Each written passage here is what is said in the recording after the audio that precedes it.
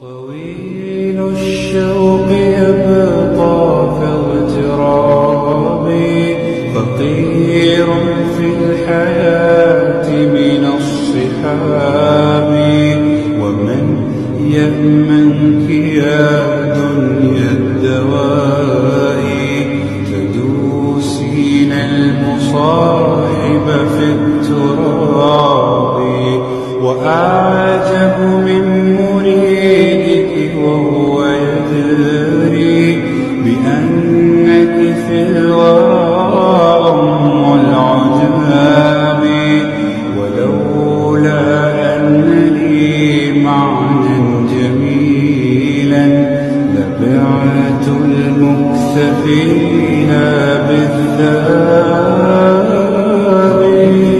الشوق يبقى كاغترابي فقير في الحياة من الصحاب ومن يأمنك يا دنيا الدواب জাদু কখনো জিনের সাহায্য ছাড়া করা সম্ভব না। জাদু কখনো জিনের সাহায্য ছাড়া করা সম্ভব না। তন্ত্রমন্ত্র দিয়ে তারা জিনকে তাবে করে, বশ করে এবং সেই জিনের ইবাদত করা তারা শুরু করে। জিনের জন্য নজর করে, জিনের জন্য মানত করে, জিনের জন্য পশু কুরবানি করে, জিনকে সেজদা করে, মানে জিনকে পাওয়ার চেষ্টা করে তারা।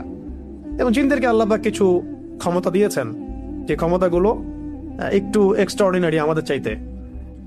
তো এইগুলোকে কাজে লাগিয়ে বেসিক্যালি এই জাদুগুলো করা হয়। বিচ্ছেদ জাদুর পিছনে একটা জিন থাকতে পারে, কারো দেখা গেল যে মানে সুস্বাস্থ্য নষ্ট করার জাদু করা হতে পারে। হ্যাঁ, কারো দেখা যেতে পারে এরকম যে এমন কোনো জাদু করা হয়েছে যে তার যেন সম্পদ ধ্বংস হয়ে যায়, তার বাচ্চা যেন ক্ষতিগ্রস্ত হয়, তার জানের জন্য কোনো ক্ষতি হয়, এরকম জাদু করা হতে পারে। তো এইগুলো প্রত্যেকটা জাদুর ক্ষেত্রেই জিনদের কি থাকে, সক্রিয় ভূমিকা থাকে। শুধুমাত্র কবিরাজ জাদু করতে পারে না। আবার এই জাদু কাটার জন্য যদি আবার কেউ কবিরাজের কাছে যায়, তাহলে সে আবার তাকে এমন একটা প্যাচের মধ্যে ফেলবে যে সে আর এই মানে গোলক ধাঁধা থেকে বের হতে পারবে না। তখন একজনকে দ্বারা আরেকজনকে তারা দমানোর চেষ্টা করে, একজনকে দ্বারা আরেকজন জিনকে থামানোর চেষ্টা করে, কিন্তু এই পুরো ফিতনাটাকে মোকাবেলা করতে পারে শুধুমাত্র কোরআনের আয়াত। তওবা করলে কি সব গুনাহ মাফ হয়? কখনো কি এমন হয়েছে রাতের গভীরে একা বসে তুমি তোমার অতীতের কথা ভেবেছো? হয়তো এমন কিছু গুনাহ আছে যেগুলো কাউকে বলতে পারো না। হয়তো এমন কিছু ভুল আছে যেগুলো মনে পড়লেই বুকটা ভারী হয়ে যায়। আর তখন তোমার মনে একটি প্রশ্ন জাগে, আল্লাহ কি আমাকে ক্ষমা করবেন? এত গুনাহ করার পরও কি আমার জন্য ক্ষমা আছে? তওবা করলে কি সত্যিই সব গুনাহ মাফ হয়? যদি আজ তোমার মনেও এই প্রশ্ন থাকে, তাহলে এই ভিডিওটি তোমার জন্য। মানুষ ভুল করে, এটাই মানুষের স্বভাব। আদম আলাইহিস সালাম ভুল করেছিলেন, আমরা সবাই ভুল করি। কেউ চোখের গুনাহ করে, কেউ জিহ্বার, কেউ হৃদয়, কেউ এমন গুনাহ করে যেটা সে নিজেও কাউকে বলতে পারে না। কিন্তু প্রশ্ন হলো, গুনাহ বড় নাকি আল্লাহর রহমত বড়? অনেক মানুষ শয়তানের একটি ধোঁকায় পড়ে। শয়তান তাকে বলে, তোমার আর ক্ষমা নেই, তুমি অনেক দূরে চলে গেছো, আল্লাহ তোমাকে আর ক্ষমা করবেন না। কিন্তু এটাই শয়তানের সবচেয়ে বড় মিথ্যা। কুরআনে আল্লাহ বলেন, হে আমার বান্দারা, যারা নিজেদের উপর জুলুম করেছো, তোমরা আল্লাহর রহমত থেকে নিরাশ হয়ো না। নিশ্চয়ই আল্লাহ সকল গুনাহ ক্ষমা করেন। সুবহানাল্লাহ। ভেবে দেখো, আল্লাহ বলেননি কিছু গুনাহ ক্ষমা করি, তিনি বলেছেন সকল গুনাহ ক্ষমা করেন যদি বান্দা সত্যিকার অর্থে তওবা করে। কিন্তু তওবা মানে শুধু মুখে আস্তাগফিরুল্লাহ বলা নয়। সত্যিকারের তওবার কিছু শর্ত আছে।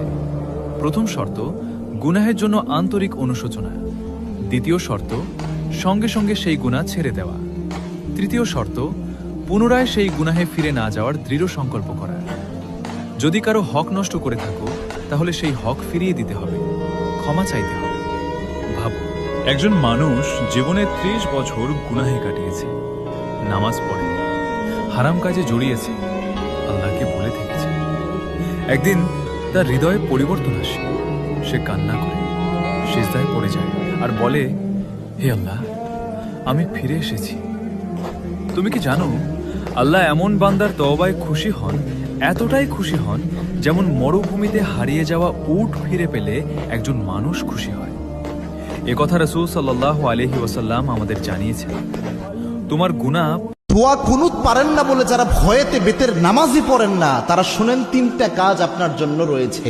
এই তিনটা কাজ করলে বেতের নামাজের পরিপূর্ণ সওয়াব আপনি পেয়ে যাবেন। সুবহানাল্লাহি ওয়া বিহামদিহি। ইসলাম যে কত সহজভাবে আপনাকে সমাধান দিয়েছে কল্পনা করতে পারবেন না। এই যে বেতের নামাজে যে দোয়া কুনুতটা আমরা পড়ি, এটা কিন্তু অনেকের মুখস্থ হয় না, যার কারণে অনেক বড় দেখে অনেকে বেতের নামাজই পড়ে না যে আমি দোয়া কুনুত পারি না, আমি কি বা পড়বো। অথবা অনেকে এমন রয়েছে বেতের নামাজে দাঁড়িয়ে দোয়া কুনুতের সময় চুপ করে থাকে, একটা শব্দ করে না, এরকম আছে অনেকে। তো এরকম কোনোটাই মাধ্যমেই আপনার কিন্তু দোয়া কুনুতের যে হক এটা আদায় হচ্ছে না। এবং বেতের নামাজ এটা কিন্তু ওয়াজিব একটি নামাজ, এই নামাজকে আপনি ইচ্ছা করে ছেড়ে দিতে পারবেন না, এবং ওয়াজিব সবসময় চাইলে আপনি তরক করতে পারবেন না। এই জন্য বেতের নামাজ গুরুত্বপূর্ণ।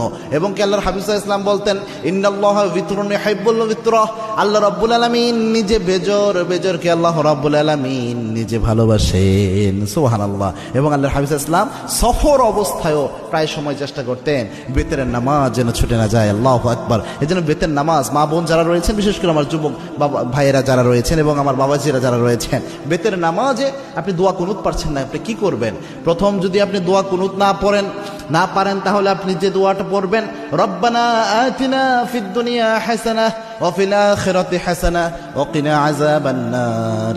এই যে আয়াতের একটা অংশ, একটা দোয়া আল্লাহ রাব্বুল আলামিন দিয়েছেন, এই দোয়াটা আপনি প্রথম পড়ার চেষ্টা করবেন। বেতের যে সময়টা এই দোয়া পড়বেন, রব্বানা আতিনা ফিদ দুনিয়া হাসানাহ ওয়া ফিল আখিরাতি হাসানাহ ওয়া কিনা আযাবান নার। এটা পারলেন না ধরেন আপনি, তখন আপনি কি পড়বেন? আল্লাহুম্মা গফিরলি, আল্লাহুম্মা গফিরলি, আল্লাহুম্মা গফিরলি। এটা বারবার আপনি পড়তে থাকবেন, তাহলেও দেখবেন ইনশাআল্লাহ বেতরের হক আদায় হবে। 3 নাম্বার হচ্ছে আপনি পড়বেন আস্তাগফিরুল্লাহ, আস্তাগফিরুল্লাহ, আস্তাগফিরুল্লাহ। এই তিনটার যে কোনো একটা যদি আপনি পড়েন, আশা করা যায় ইনশাআল্লাহ বেতরের হক সাময়িকভাবে আদায় হবে। তবে এটা এই সময় পর্যন্ত, যতদিন পর্যন্ত আপনার মুখস্থ না হয়। আপনি চেষ্টা করতেছেন মুখস্থ করার জন্য, পাশাপাশি এটা দিয়ে চালায়া যাবেন। এটা আপনি সারা জীবন করবেন, এটা কিন্তু হবে না। দুনিয়ার সব আপনি মুখস্থ করতে পারেন, মাথায় রাখতে পারেন, আর যেটা মৌলিক একটা বিষয় ইসলামের, এটা মাথায় রাখতে পারবেন না, এটা কিন্তু হতে পারে না। এই জন্য চেষ্টা করবেন যত দ্রুত সম্ভব কয়েকদিন রিডিং পড়েন, রাতের বেলায় ঘুমানোর আগে দোয়া কুনুতটা রিডিং পড়েন, দেখবেন ইনশাআল্লাহ আস্তে আস্তে মুখস্থ হয়ে যাবে। আল্লাহ রাব্বুল আলামিন আমাদের আমল করার তৌফিক দান করুন। আল্লাহুম্মা আমিন। সূরা নাস এবং ফালাকের স্পেশাল কিছু ফজিলত আছে। যেমন একটা হলো, যে ব্যক্তি, একটু মনোযোগ দিয়ে শুনবেন, যে ব্যক্তি সূরা ফালাক, সূরা নাস এবং সূরা ইখলাস, এই 3টা সূরা সকালে এবং সন্ধ্যায় 3বার করে পড়বে, যদি সকালে পড়ে সন্ধ্যা পর্যন্ত যাবতীয় হঠাৎ বিপদ থেকে বেঁচে থাকবে। হঠাৎ বিপদ, ধাপাস করে কোনো বিপদে পড়বে না ইনশাআল্লাহ। আমি খেয়াল করে দেখবেন, সব পরিবারে যাচ্ছে মাইক্রো নিয়ে বিয়ে খাইতে, ডেট, স্পট ডেট, তাই না? হঠাৎ করে দেখবেন সকালে ঠিক মতো আসে, হঠাৎ স্ট্রোক নাই। হঠাৎ বিপদ ইনশাআল্লাহ সে পড়বে না। যে ব্যক্তি সকালে 3বার করে সূরা ফালাক, সূরা নাস, সূরা ইখলাস পড়বে। আর বিশ্বাস করেন, এই কাজগুলো আমাদের চাচাদের বয়সী যারা আছেন ওনাদেরকে শিখাতে হয় না, আমাদেরকেই শিখাতে হয়, তাদেরকে শিখাতে হয় না, তারা এগুলো আগেই থেকে জানেন। আবার যে ব্যক্তি সন্ধ্যাবেলা সূরা ফালাক, সূরা নাস এবং ইখলাস 3বার করে পড়বে, সারা রাত যাবতীয় ক্ষতি থেকে সে বেঁচে থাকবে ইনশাআল্লাহ। এই হলো একটা বড় ফজিলত। তাহলে আমরা ইনশাআল্লাহ আজকে থেকে, বরং এখন থেকেই 3বার করে সূরা ফালাক, নাস, ইখলাস প্রতিদিন পড়ার অভ্যাস করবো ইনশাআল্লাহ। এটা একটা আমল।